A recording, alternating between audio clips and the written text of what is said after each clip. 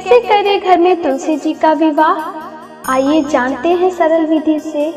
नमस्कार दोस्तों, स्वागत है आप सभी का एक बार फिर से मेरे एबी धार्मिक टीवी चैनल में। तो आज मैं आपके लिए लेकर आई हूँ तुलसी विवाह की बिल्कुल सरल विधि। शाम के समय सारा परिवार इसी तरह तैयार हो जैसे विवाह समारोह के लिए होते हैं। तुलसी का पौधा एक पाटिये पर आंगन, छत या पूजा घर में बिल्कुल बीच में रखें। तुलसी के गमले के ऊपर गन्ने का मंडप सजाएं। तुलसी देवी पर समस्त सुहाग सामग्री के साथ लाल चुनरी चढ़ाएं। गमले में शालिग्राम जी रखें। शालिग्राम जी पर चावल नहीं चढ़ते हैं, उन पर तिल चढ़ाई जा सकती है। तुलसी और शालिग्राम जी पर दूध में भीगी हल्दी लगाएं। गन्ने के मंडप पर भी हल्दी का लेप करें और उसकी पूजन करें। अगर हिंदू धर्म में विवाह के समय बोला जाने वाला मंगलाष्टक आता है तो वह अवश्य करें। देव प्रबोधिनी एकादशी से कुछ वस्तुएं खाना आरंभ किया जाता है, अतः भाजी, मूली, बेर और आंवला जैसी सामग्री बाजार में पूजन में चढ़ाने के लिए मिलती है, वह लेकर आए। कपूर से आरती करें। नमो नमो तुलजा महारानी, नमो नमो हरि की पटरानी। प्रसाद चढ़ाएं। 11 बार तुलसी जी की परिक्रमा करें। प्रसाद को मुख्य आहार के साथ ग्रहण करें। प्रसाद वितरण अवश्य करें।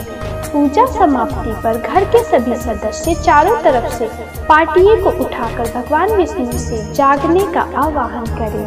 उठो देव सांवरा, भाजी, बोर, आंवला, गन्ना की झोपड़ी में शंकर जी की यात्रा। इस लोक आवाहन का भोला सा भावार्थ है, हे सावले सलोने देव, भाजी, बोर, आंवला चढ़ाने के साथ हम चाहते हैं कि आप जागृत हो, सृष्टि का कार्यभार संभाले और शंकर जी को पुनः अपनी यात्रा की अनुमति दे। इस मंत्र का उच्चारण करते हुए भी देव को जगाया जा सकता है। उत्तिष्ठ गोविंद त्यज निद्रांग जगतपते, त्वयि सुप्ते जगन्नाथ जगत सुप्तं भवेदिदम्।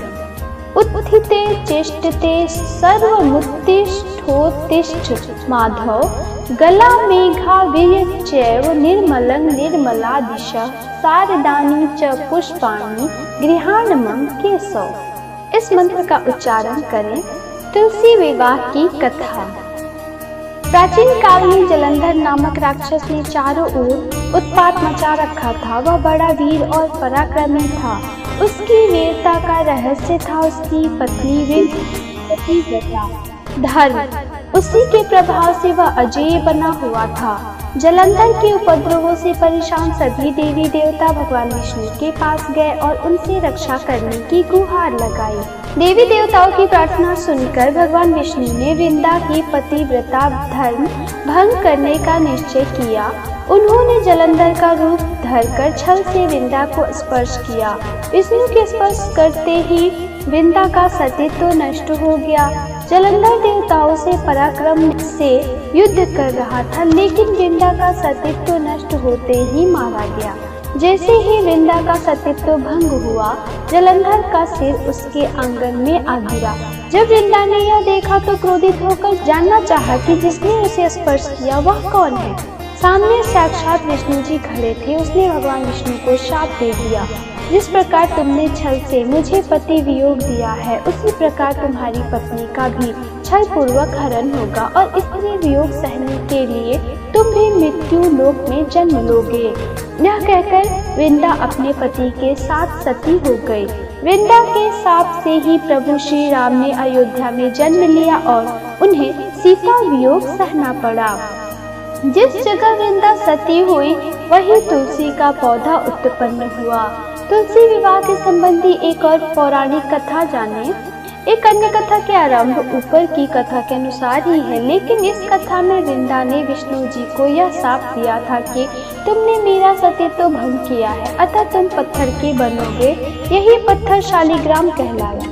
विष्णु ने कहा, हे वृंदा, मैं तुम्हारे सतीत्व का आदर करता हूँ, लेकिन तुम तुलसी बनकर सदा मेरे साथ रहोगी। जो मनुष्य कार्तिक एकादशी के दिन तुम्हारे साथ मेरा विवाह करेगा उसकी हर मनोकामना पूर्ण होगी। तब से ही बिना तुलसी दल के शालिग्राम या विष्णु की पूजा अधूरी मानी जाती है। शालिग्राम और तुलसी का विवाह भगवान विष्णु और महालक्ष्मी का ही प्रतीकात्मक विवाह माना जाता है। तो दोस्तों, आशा करती हूँ आपको मेरे द्वारा दी गई जानकारी बेहद पसंद आई होगी। अब मैं आपसे फिर मिलूंगी अपनी अगले वीडियो में। तब तक के लिए धन्यवाद।